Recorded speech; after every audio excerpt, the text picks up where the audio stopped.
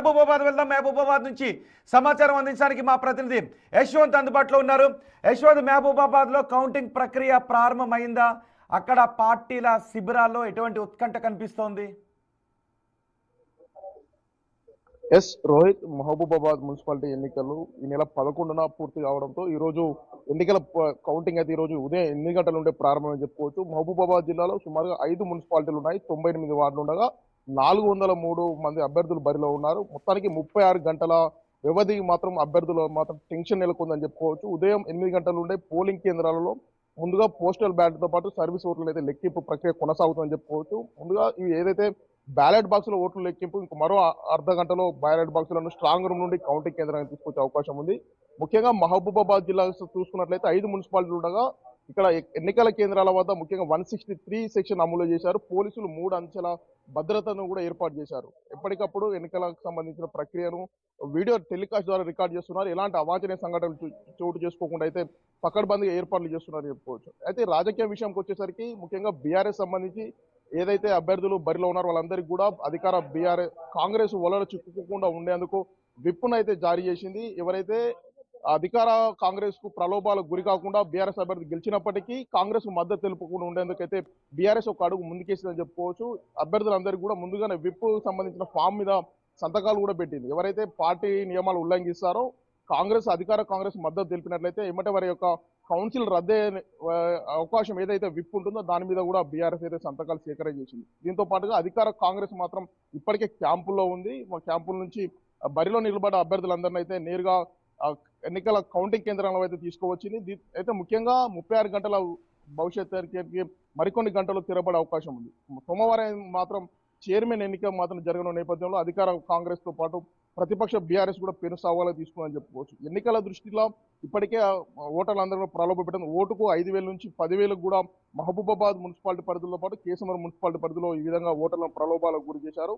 దీంతో పాటుగా ఎస్పీ శబరీష్ ఆదేశాల మేరకు బిఎన్ఎస్ 163 అమల్లో ఉన్న నేపథ్యంలో ఎవరు కూడా ప్రలోభాలకు గురి కాకుండా ఎవరైతే గెలిచిన అభ్యర్థులను నేరుగా కౌంటింగ్ కేంద్రాల నుంచి నేరుగా సేఫ్ ఎంట్రీ చేసి ఆయా పార్టీల అంచనాలు ఏంటి యశ్వంత్? మహబూబాబాద్ మున్సిపాలిటీలో ఆయా పార్టీల అంచనాలు ఏంటి? జనం ఏ డిమాండ్ తో అక్కడ ఓట్ చేశారు? ఎవరికి ఎజ్జున్నట్టుగా అనిపిస్తుంది?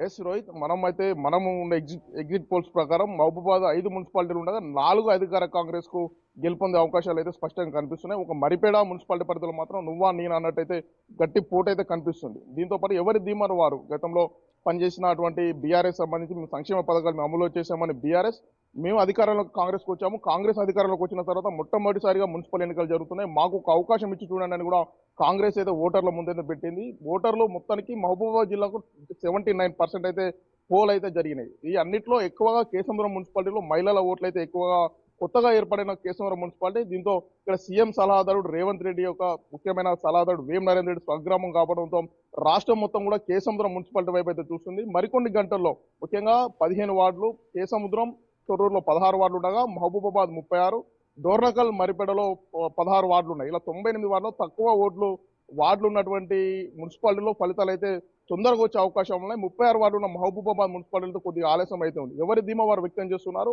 గతంలో చేసిన సంక్షేమ పథకాలే మాకు గెలిపిస్తాయని బీఆర్ఎస్, మాకు ఒక అవకాశం వేయండి, ఇప్పటికే ఎన్నో సంక్షేమ పథకాలు ప్రవేశపెట్టాం, మాకు అవకాశం వేయండి కూడా కాంగ్రెస్ అయితే తమ యొక్క నినాదాన్ని ఓటర్ల ముందైతే ఉంచింది. మొత్తం మరికొన్ని నిమిషాల్లో పార్టీల భవితవ్యం. ఇప్పటికే పార్లమెంట్ ఎన్నికల తర్వాత మొట్టమొదటిసారిగా పార్టీ గుర్తుల మీద జరిగిన ఎన్నికలు కావడం అయితే మొత్తం అయితే ఆసక్తిగా నెలకొందని చెప్పుకోవచ్చు. పోస్టల్ బ్యాలెట్లు, సర్వీస్ ఓట్ల లెక్కింపు కొనసాగుతుంది. ఇక్కడ ముఖ్యంగా మహబూబాబాద్ జిల్లాలో ఎలాంటి అవాంఛనీయ సంఘటన జరుగుతుంది. జిల్లా కలెక్టర్ తో పాటుగా ఎస్పీ శబరీష్ అయితే పూర్తి ఏర్పాట్లు అయితే చేశారని చెప్పుకోవచ్చు రోహిత్. మొత్తానికి మరికొన్ని గంటల్లో ముఖ్యంగా కేసముద్రం మున్సిపాలిటీ ఫలితాలు అయితే మొదటిగా వచ్చే అవకాశం అయితే స్పష్టంగా కనబడుతుంది. మరి 10-10:30 గంటల వ్యవధికి అయితే క్లారిటీ వచ్చే రౌండ్ ఫిగర్ అయితే దాటే అవకాశాలు కనిపిస్తాయి రోహిత్.